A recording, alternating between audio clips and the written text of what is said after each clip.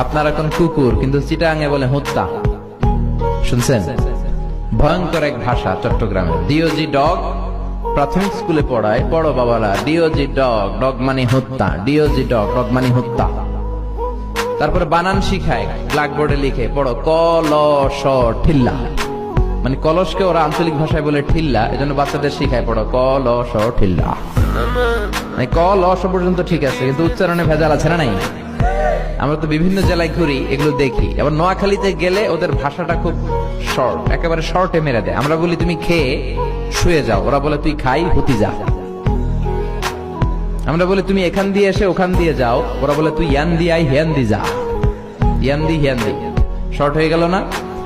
তো আমার মাহফিল নোয়াখালী সেনবাগে, হ্যাঁ। তাই আমি বললাম, ও সেনবাগের ভাইয়েরা, আপনারা পানি রে কি কন? কয় হানি।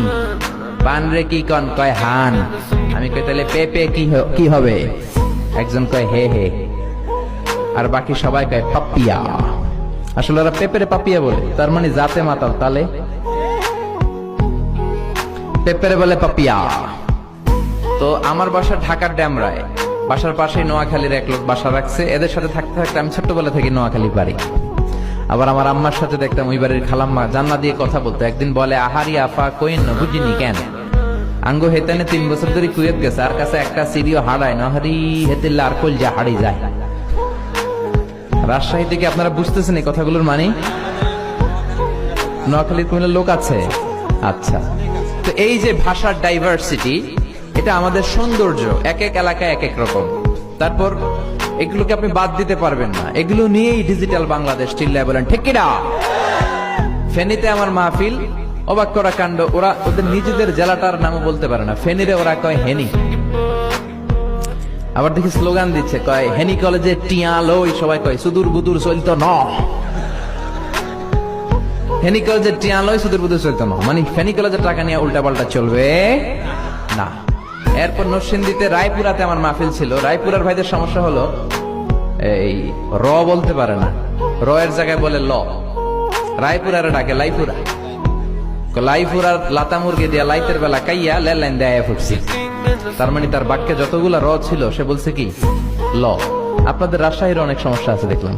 সমস্যা বলতে মানে ভাষার ডাইভার্সিটি, সৌন্দর্য। আপনাদের মুখ দিয়ে অনেক কথা বের হয় না, হ্যাঁ। এরপরে দেখলাম ময়মনসিংহ, কিশোরগঞ্জ, এই ভাইয়েরা খ বলতে পারে না, খ এর জায়গায় বলে ক। একজন বলতেছে, হুজুর টিভি সারুন, কবর দেখবাম, কবর। আমি বললাম, কার কবর? জিয়ার কবর না বঙ্গবন্ধুর কবর? কয় রাত 8টার কবর। আচ্ছা, আসলে কি শব্দটা কবর না খবর? বলে কি? বলে কি কবর। সিলেটে তার উল্টা, সিলেটে ক কইতে পারে না, খালি কয় খ। আমি যাচ্ছি কাতার, একজনের পাশে বসা, কয় আপনার বাড়ি খনখানো। খনখানো পড়ছেন মানে কোথায় পড়েছেন? বলে আমি এই খানাও দাঁড়ামো, তুই খিতা করবি খ। সুবহানাল্লাহ পড়বেন না?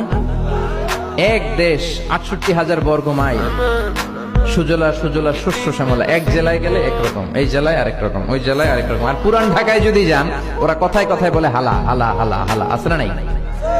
বরিশালে যদি যান, কথায় কথায় বলে মনু মনু মনু। বরিশালের এরা ক বলতে পারে না, ক এর জায়গায় বলে হ। টাকারে কি বলে? টিয়া না, টাহা।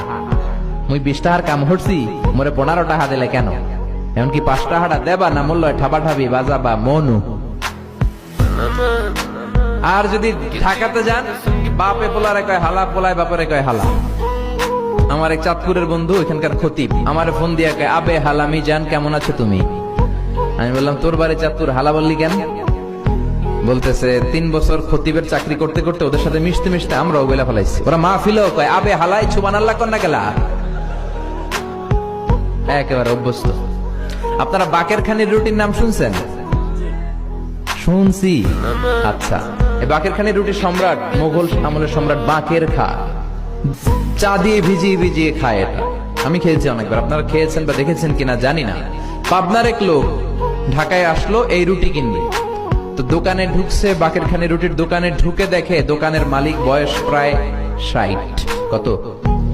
তো 60 বছরের মুরব্বী ছোট্ট একটা বাচ্চারা ডাক দিছে, আবে হালায় এতক্ষণ ধরে পাঠাইছি, হালায় আইতে দেরি করছিস কেলায়? ছোট বাচ্চাটা আবার মুরব্বীর উত্তর দিচ্ছে, আমি হালায় দেরি করছি, তোমার হালায় কি হয়েছে? এখন পাবনার লোক পড়ে গেছে বিপদে, ও ভাবতেছে আসলে কোনটা শালা আর কোনটা দুলাভাই। তো ভাবলো জেনে নেই, মুরব্বীরা সালাম দিচ্ছে, চাচা আসসালাম আলাইকুম, আমি আসছি পাবনা থেকে বাকরখানের রুটি খাবো। ও আপনারে কয় হালা, আপনি ওরে কোন হালা, আসলে কে হালা? কয় আবে হালায়, তুমি হালায় মাঝখান দিয়ে ঢুকছো কেলা? মানে আমি ওর একটা কইছি, ও আমার একটা কইছে, শেষ সুদবোধ, তুই ঢুকছস কে? কয় আপনি আমারে হালা কোন কে? কয় বাজান, এই হালাটা আমরা গালি দিয়ে বলি না, এটা ভালোবেসে বলি। এক দেশের গালি আরেক দেশের, এক দেশের বুলি আরেক দেশের। এই যে ভাষার ডাইভার্সিটি, এটা কোরআনেও আছে। আমি তো আরব বিশ্ব ঘুরেছি, কোরআনেও এটা আছে। এক শব্দ এক এক দেশে এক এক রকম বলে। এই কোরআনের মধ্যে 7টা কেরাত আছে, অনেকে জানে না, আবার অনেকে জানে। হিশাম বিন হাকিম বিন হিজাম বুখারীর বর্ণনা, সূরা ফুরকানকে অন্য কেরাতে পড়ছিলেন, যে কেরাতটা ওমরের জানা ছিল।